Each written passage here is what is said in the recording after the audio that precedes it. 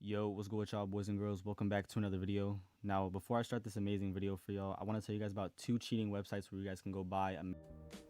Yo, what's good with y'all boys and girls? Welcome back to another video.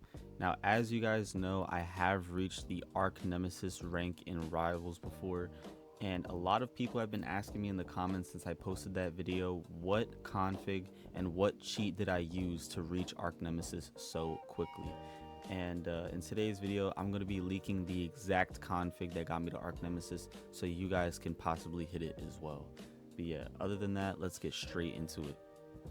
Alright, so for the people that are wondering what script got me to ARCHNEMESIS, the script that got me to ARCHNEMESIS is called Modern Client. Now, I've been using Modern Client for a while just because it really is that good of a script.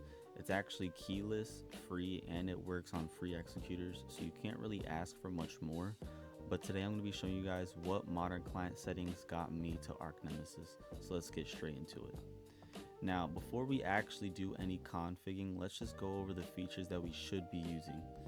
Now, the first one that I definitely recommend any of y'all to use is device spoof.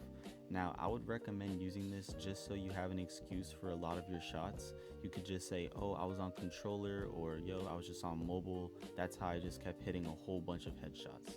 Now, do not spoof to VR. I've seen a whole bunch of people spoofing to VR and asking me why they get banned. It's because there's actually no possible way to play the game on VR right now. So if you're spoofed to VR and you're actively playing the game, anybody's going to be able to tell that you're just cheating. So don't use VR on device spoofer. Use something like touch or gamepad. Second one you want to use is anti out of bounds. Now this makes it so whenever you go too high or too low on the map, it's not going to pop up that out of bounds thing where if you stay there for too long you eventually die. This can also allow you to just go into spots you're not supposed to in the map and just hide during the match, which does actually help a lot if you just leave before the game ends. So yeah, I definitely recommend having that on. Anti-katana, I'd also recommend having on. Anti-katana just makes it so you don't take any damage from your own shots, and you also just don't end up killing yourself from a sniper headshot. You know what I'm saying? Like it's good.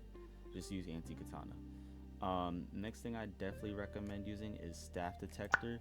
This makes it so if any staff join the game, it's gonna automatically uninject. Use anti-flashbang. This makes it so if you get flashbanged, it's going to automatically take off the flashbang, and this is only really noticeable in game if you know that you flash somebody and then the light near their face just goes away. That's pretty much the only way you can be caught using anti-flashbang, so just turn that on. But yeah, now that we got all the unimportant stuff out of the way, you know, the stuff that's just gonna slightly assist us on this journey to ARCHNEMESIS, let's go over the actual combat and render tabs that's gonna help us the most. Now, first things first, auto clicker and trigger bot are not that good on modern client, so I would not recommend using them, but I would recommend aim assist and silent aim.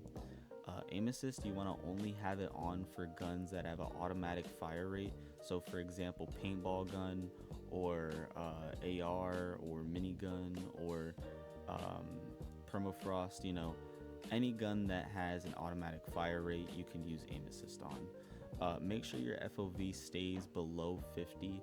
Okay, I'm tired of seeing people DM me like, yo Brandon, is this a good config? Let me know. And then their FOV is all the way up here, and I'm just like, no, it's not a good config. So just make sure your FOV is staying below 50. Now for the speed, this is pretty much like your smoothness, I guess you can say. You want to make sure that this is below 10 at all times, because if it's anything above 10, it's going to be very noticeable in game, and if you're clipping, obviously it's going to be noticeable. Make sure you have require right click on, just because this is going to make it so you're going to have your right click as your bind for aim assist. For silent aim, I would definitely recommend having silent aim on, but once again, only have silent aim on for certain weapons. For example, ones that are actually not an automatic fire rate. So for example, sniper or a crossbow or, you know, any gun like that is really good with silent aim, just because it's not continuously shooting bullets. The range is the FOV. I don't know why they call it the range, but just put this to once again below 50. Put your hit chance to anything below 60 and your headshot chance anything below 30. Now, assuming you are a half decent Rivals player watching this, these are going to be pretty good settings because it shows that you're able to hit shots, but you're not also just hitting a whole bunch of headshots that you obviously should not be hitting. So yeah, this is pretty good. For the render tab, I would definitely recommend having on chams instead of ESP, because chams can actually show you which direction the player is facing, and if someone's blatantly looking at you through a wall with ESP, you're going to be able to tell because the chams will actually show that. If you have ESP, it's just going to show a little box and you're not going to be able to actually see which direction the player is facing, but if you have chams, you can see pretty much all of that.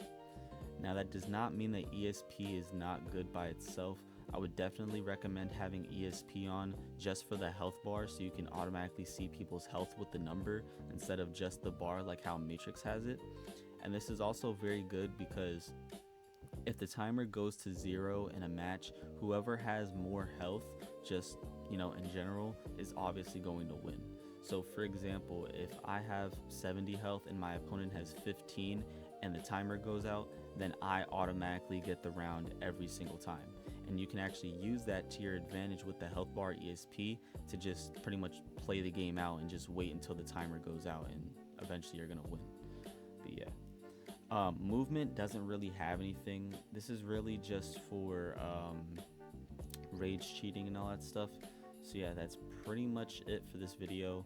I hope y'all enjoyed. If y'all did, make sure to like, sub, comment, and yeah, that's pretty much it. God bless.